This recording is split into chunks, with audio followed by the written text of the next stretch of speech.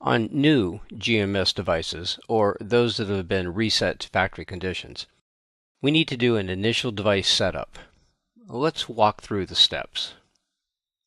When the device is initially powered up and boots, we get this welcome screen from the Google Setup Wizard and a notification about no SIM card if the device is a TC25 and there isn't one already installed.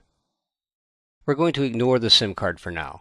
Just tap the welcome screen to clear the notification. The default language is shown and can be changed as needed by tapping the down arrow. If you tap the welcome screen several times in the same spot, you will enter the QR provisioning mode, wherein you can, set up and provision the device by scanning a QR code. But in this demo, we are trying to cover the manual wizard method of initial device setup. So let's tap the Let's Go button. Okay, seems they really want us to insert a SIM card. Again, we're going to skip that for now. Here, you have the option to transfer your data from a previous device to the TC25, or to just set it up as a brand new device. Let's do that. So, now we need to be on a network in order to sign in to a Google account, get software updates, and automatically set the date and time. You see here the available networks. We're going to connect to main-142, which has WPA2 security. So, tap that WLAN name. Enter the password. You can also scroll down to Advanced Options, where you can set proxy information and change the IP information from DCHP to static, if you need to. We don't need to in this case, so we're not going to do that. We're just going to hit Connect. This takes a while, and then it'll check for pending updates and some general information. And finally, you can sign into the Google account, which gets associated with this device, allowing it to download apps from Google Play and to back up app data to Google. If you don't have a Google account, you can tap More Options to create one. I'll sign in with my Google account email address followed by my password. Prior to associating this Google account with this device, Google requires that you agree to their terms of service and privacy policies. You should read them both and/or have your IT admins advise you. If you decide not to agree to those terms and conditions, then tap Don't add this account now. For the sake of this demo, however, I'll agree and let this continue. It then checks for info again and gets account information. It wants you to protect your device with a screen lock. You can skip this, but it's best to use one of the 3 available locks. I happen to like to use a PIN.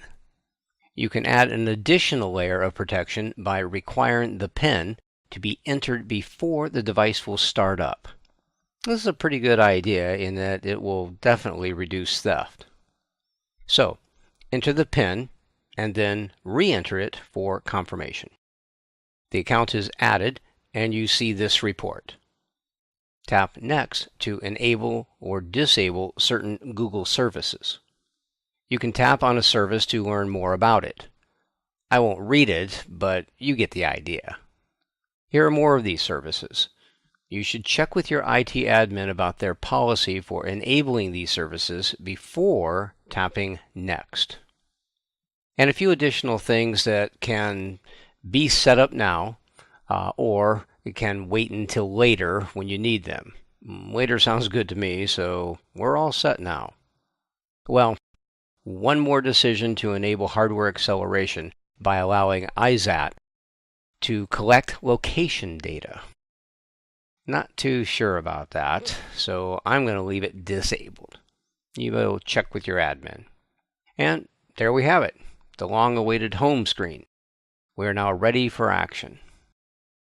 Speaking of action, let's pull down the notification panel. I just want to point out a few things of interest. The first is this notification that says this is a new device, and tapping on it will take you to some application setup screens, for example, Gmail setup. The second one is a new SD card has been found and needs to be set up is the message really.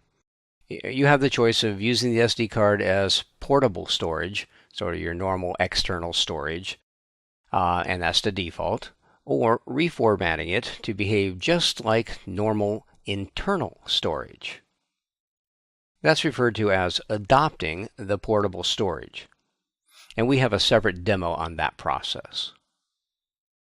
The last notification is really just for you to take note of how much Play Store has already been doing updating apps to their latest versions.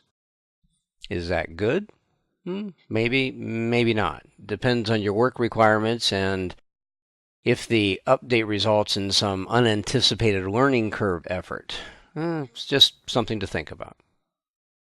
Okay, GMS device is now set up and ready to use. And that concludes our demo.